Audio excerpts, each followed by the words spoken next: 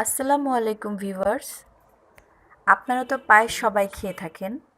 সাধারণত পায়েস আমরা চিনি দিয়েই রান্না করে থাকি। আজ আমি আপনাদের জন্য নিয়ে এসেছি খেজুরের গুড়ের পায়েস। আজ আমি আপনাদের দেখাবো কিভাবে গুড় এবং চিনি মিক্স করে পায়েস তৈরি করা হয়। তো চলুন আমরা মূল রান্নায় চলে যাই। চলুন তাহলে দেখি কি কি উপকরণ লাগছে। এখানে নিয়েছি 1.5 লিটার দুধ, মেজারমেন্ট কাপের 1 কাপ পোলাওয়ের চাল, খেজুরের গুড়, দারুচিনি, এলাচ, চিনি আর নিয়েছি ঘি।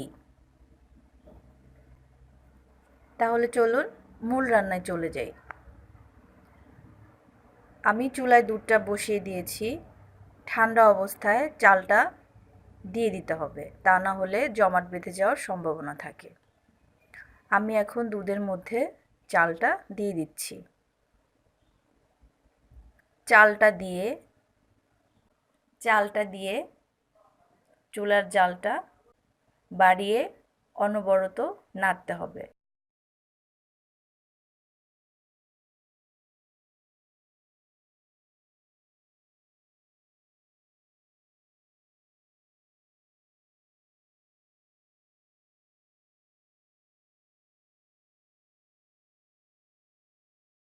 আমি এখানে দিয়ে দিচ্ছি 1 চিমটি লবণ।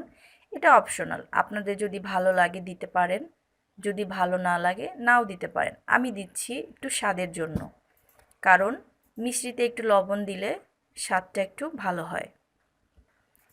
চালটা দিয়ে অনবরত নাড়তে হবে জাল আসা পর্যন্ত, তা না হলে নিচে লেগে যাওয়ার সম্ভাবনা থাকে।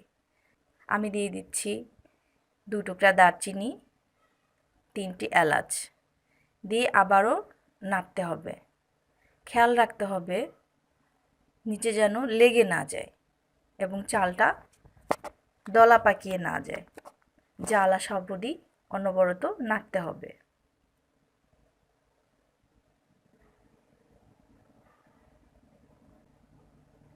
চালটা ফুটে আসার পরে চিনি আর গুড় অ্যাড করতে হবে।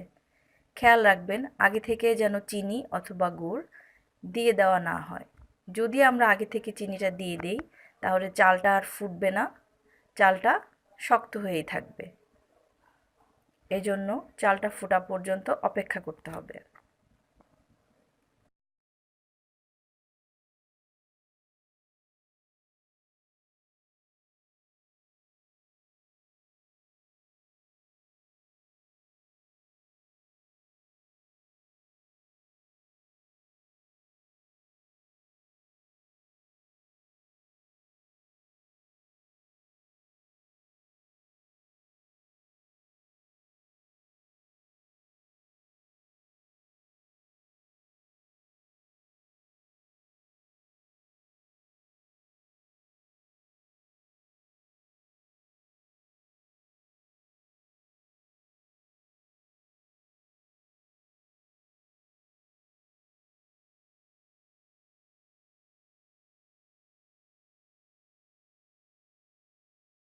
চালটা প্রায় ফুটে এসেছে।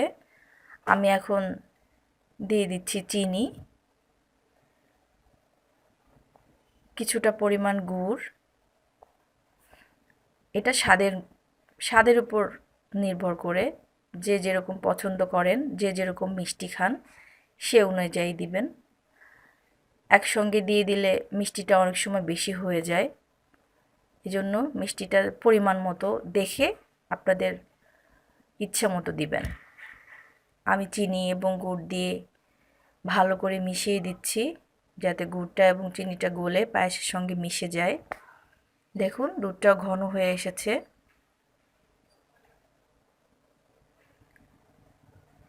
আমরা ঘন হওয়া পর্যন্ত অপেক্ষা করব।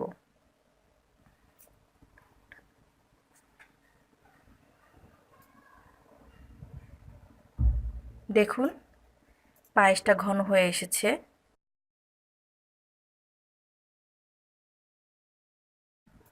যখন দেখবেন পায়েসটা ঘন হয়ে এসেছে, নামানোর আগে ফ্লেভারের জন্য 1 চামচ ঘি দিয়ে কিছু সময় নাড়াচাড়া করে চুলার জালটা বন্ধ করে দিবেন।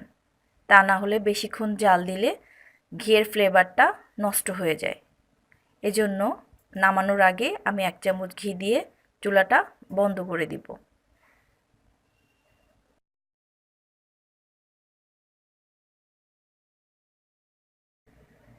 কিছু সময় নাড়াচাড়া করে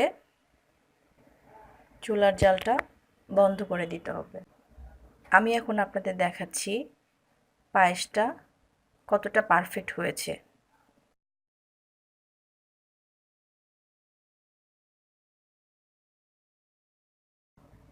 খুব বেশি ঘন অবস্থায় নামাবেন না, কারণ পায়েস ঠান্ডা হলে এমনিতেই ঘন হয়ে যায়।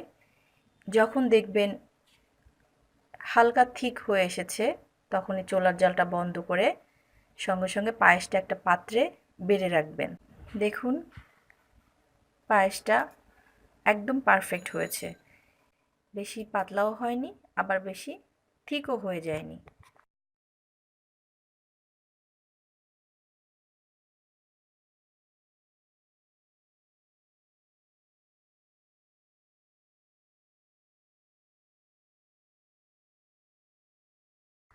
আর আমি ইচ্ছা করে কোনো ডেকোরেশন করিনি। আপনাদের যদি ইচ্ছে হয় আপনারা কিচমিচ কিংবা কাজু বাদাম দিয়ে এটাকে ডেকোরেশন করে নিতে পারেন। আমার রান্নাটা যদি আপনাদের ভালো লেগে থাকে অবশ্যই আমার চ্যানেলটি সাবস্ক্রাইব করবেন, পাশে থাকা বেল বাটনটি একটি ক্লিক করবেন, তাহলে আমার নোটিফিকেশনগুলো আপনাদের কাছে পৌঁছে যাবে। সবাই ভালো থাকবেন। আল্লাহ হাফেজ।